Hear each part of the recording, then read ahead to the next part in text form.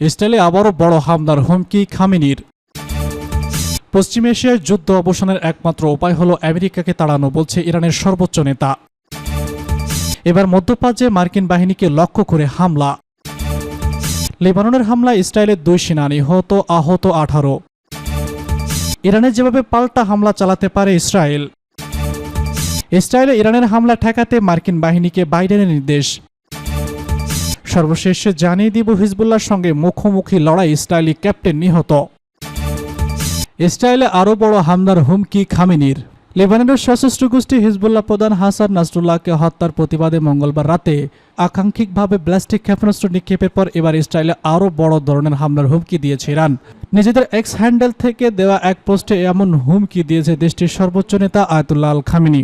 Hebrew ভাষায় করা ওই পোস্টে খামেনি লিখেছেন, ইহুদিবাদী শাসকদের জীর্ণ কুক্ষিগত দেহের বিরুদ্ধে প্রতিরোধ ফ্রন্টের আঘাত আরও শক্তিশালী ও বেদনাদায়ক হবে। এর আগে ইরানের জনগণের উদ্দেশ্যে একটি ভিডিও বার্তা দেন ইসরায়েলের প্রধানমন্ত্রী বেনিয়ামিন নেতানিয়াহু। ওই বার্তায় ইরানের শাসকদের বিরুদ্ধে দেশটির জনগণকে উস্কে দেওয়ার চেষ্টা করেছেন তিনি। এর কয়েক ঘন্টা পরে ইসরায়েলে হামলা চালায় ইরান। অবশ্য ইরানি হামলার জবাবে তাৎক্ষণিক প্রক্রিয়ায় নেতানিয়াহু বলেছেন, যারাই তাদের আঘাত করবে তাদের পাল্টা আঘাত করা হবে। মঙ্গলবার রাতে প্রায় 180টি ব্যালিস্টিক মিসাইল দিয়ে ইসরায়েলে হামলা চালায় তেহরান। আকাঙ্ক্ষিক এই হামলায় ইসরায়েলের মাঝে আতঙ্ক ছড়িয়ে পড়ে। মধ্যপ্রাচ্য ইরানের বেশ কয়েকজন ঘনিষ্ঠ মিত্র ইসরায়েলি হামলায় নিহত হওয়ার পর এই পদক্ষেপ নিল তেহরান।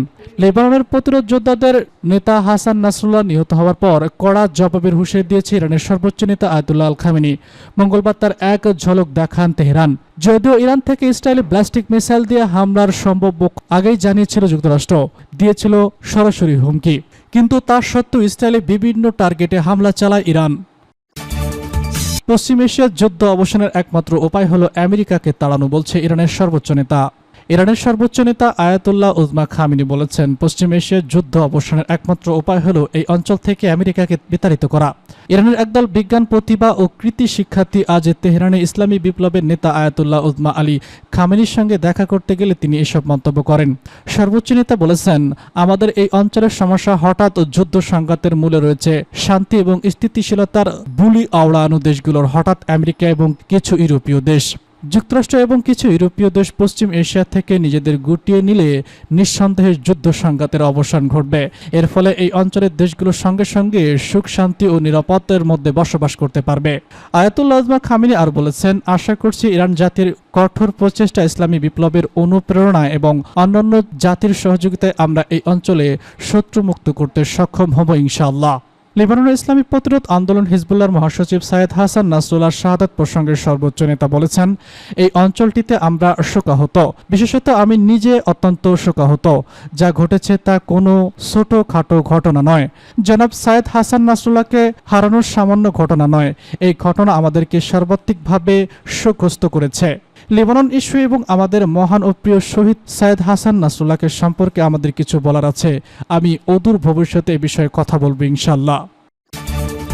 এবার মধ্যপ্রাচ্যে মার্কিন বাহিনীকে লক্ষ্য করে হামলা। মধ্যপ্রাচ্যের চরম মিত্র ইসরায়েলকে বাঁচাতে সেনাবাহিনীকে সর্বোচ্চ সতর্ক অবস্থায় রেখেছিল যুক্তরাষ্ট্র। ঘোষণা দিয়েছিল আরও সেনা পাঠানোর। শুধু তাই নয়, অস্ত্র সরবরাহ ছাড়াও বিমানবাহী রণতরী মোতায়েন রেখেছে মধ্যপ্রাচ্যের জলসীমায়। এত কিছুর পরও ইসরায়েলে মঙ্গলবার ঝাঁকে ঝাঁকে ক্ষেপণাস্ত্র ছুড়েছে ইরান। এবার জানা গেল বন্দুকে বাঁচাতে গিয়ে মার্কিন সেনাও পড়েছে বিপাকে। মঙ্গলবার তাদের উপরও হামলার ঘটনা ঘটেছে। বার্তা সংস্থার একজন কর্মকর্তা বরাত দিয়ে এ তথ্য জানিয়েছে। ইরাকের রাজধানী বাগদাদের আন্তর্জাতিক বিমানবন্দরের কাছে একাধিক কাতুষার রকেট দিয়ে এই হামলা চালানো হয়। নাম প্রকাশে অনিচ্ছুক ওই প্রতিরক্ষা কর্মকর্তা জানান, এই ঘটনায় কোনো হতাহতের ঘটনা ঘটেনি। ইরাকের দুটি নিরাপত্তা সূত্র জানিয়েছে 3টি রকেট ছোড়া হয়েছিল বলে প্রাথমিক তদন্তে বেরিয়ে এসেছে। একটি ইরাকের কাউন্টার টেরোরিজম ফোর্সের ব্যবহৃত ভবনের সামনে গিয়ে পড়ে। অবশ্য কোনো ক্ষয়ক্ষতি বা হতাহতের ঘটনা ঘটেনি। প্রক্সিদের সঙ্গে ইসরায়েলের সাম্প্রতিক সংঘাত এই অঞ্চলের উত্তেজনা বাড়িয়ে দিয়েছে। মধ্যপ্রাচ্যে থাকা সেনাবাহিনী এই হামলার শিকার হতে পারে বলে শঙ্কা তৈরি হয়েছে। এরই মধ্যে এবার রকেট হামলার টার্গেট করল মার্কিন বাহিনী। লেবাননের হামলায় ইসরায়েলের 2 সেনা নিহত, আহত 18। লেবাননে স্থল অভিযান শুরু করেছে ইসরায়েল। অন্যদিকে ইসরায়েলের বিরুদ্ধে পাল্টা প্রস্তুতি নিয়েছে লেবাননের প্রতিরোধ যোদ্ধা হিজবুল্লাহ। দুই দেশের সেনাদের পাল্টাপাল্টি এই হামলায় ইসরায়েলের অন্তত 2 সেনা নিহত হয়েছে। এ সময় আহত হয়েছে আর অত্যন্ত 18 জন। বুধবার আল জাজিরার এক প্রতিবেদনে সব তথ্য জানা গেছে। ইসরায়েলি গণমাধ্যমের বরাতে প্রতিবেদনে বলা হয়েছে, আজ ভোরে লেবাননের সীমান্তবর্তী উদাইশাহ শহরে হিজবুল্লাহর সঙ্গে ইসরায়েলি বাহিনীর সংঘর্ষ হয়েছে। এতে 2 সেনা সহ এবং 18 জন হতাহত হয়েছেন। প্রতিবেদনে বলা হয়েছে, মঙ্গলবার ইসরায়েল লেবানন স্থল অভিযান শুরু করার ঘোষণা দেওয়ার পর এটির প্রথম মুখোমুখি সংঘর্ষ। আল জাজিরা জানিয়েছে, ইসরায়েলের জন্য দক্ষিণ লেবাননে হিজবুল্লাহর বিরুদ্ধে স্থল অভিযান গাজায় ফিলিস্তিনের স্বাধীনতাকামীদের সংগঠন হামাসের মুখোমুখি হওয়ার সবচেয়ে অনেক বেশি চ্যালেঞ্জিং, কেননা হিজবুল্লাহ একটি শক্তিশালী শত্রুপক্ষ যারা দীর্ঘ প্রশিক্ষণ নিয়েছে এবং তাদের সৈন্যরা সিরিয়ায় বহু বছর ধরে যুদ্ধ করেছে। লেবাননের স্থল হামলা শুরু হওয়ার পর ইসরায়েলের পদাতিক বাহিনী প্রথমবারের মতো মুখোমুখি প্রতিরোধ সম্মুখীন হয়েছে। বুধবার ভোরে হোদাইদা শহরে অনুপ্রবেশ করার চেষ্টাকালে লেবানন যোদ্ধারা তাদের গতিরোধ করে। শেষ খবর পাওয়া পর্যন্ত সেখানে ব্যাপক যুদ্ধ চলছে। এ ব্যাপারে একটি সংবাদ বিজ্ঞপ্তি আল জাজিরার কাছে পাঠিয়েছে হিজবুল্লাহ। অঞ্চলটিতে থাকা সাংবাদিকদেরও যুদ্ধের আঁচ পাচ্ছেন। হিজবুল্লাহ দাবি করেছে, এখনও পর্যন্ত লড়াই তারা সুবিধাজনক অবস্থান তৈরি করেছে। ইসরায়েলি পদাতিক বাহিনীর বাধ্য হয়েছে পিছু হটতে এবং তারা ব্যাপক ক্ষতির সম্মুখীন হয়েছে। অসমর্থিত সূত্রে বরাতে আল জাজিরার সাংবাদিকরা জানিয়েছেন, আহতদের হেলিকপ্টারে করে যুদ্ধক্ষেত্র থেকে সরিয়ে নিয়েছে ইসরায়েল। তাদের উত্তর অঞ্চলের সামরিক ঘাঁটিতে একের পর এক স্থানান্তর করা হচ্ছে। সেখানে অত্যন্ত 20টি অ্যাম্বুলেন্স অবস্থান এবং অন্যান্য কর্মযোগ্য বড় ক্ষতির ইঙ্গিত জোরালো করেছে। তবে হতাহতের সংখ্যা নিশ্চিত করে জানায়নি। ওয়াইদা শহরের যুদ্ধের মাত্রা এতটাই ভয়ঙ্কর পৌঁছেছে যে তার আশপাশের এলাকা থেকে সংবাদ সংগ্রহ করা অসম্ভব হয়ে পড়েছে। ইরানে যেভাবে পাল্টা হামলা চালাতে পারে ইসরায়েল।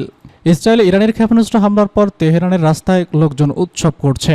তবে ইসরায়েলের প্রধানমন্ত্রী বেঞ্জামিন নেতানিয়াহু বলেছেন, ইরান বড় ভুল করেছে এবং এর জন্য দেশটির মূল্য দিতে হবে।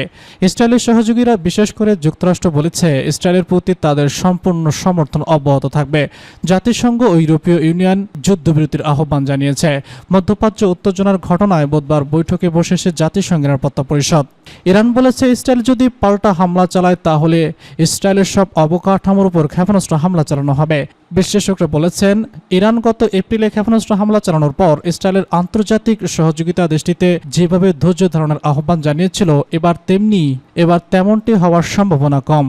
সাবেক ইসরায়েলি গোয়েন্দা কর্মকর্তা আবি মোয়েক বলেছেন, ইরানের হামলা হলো ইসরায়েলকে বড় ধরনের পাল্টা হামলার জন্য উস্কানি দেওয়া।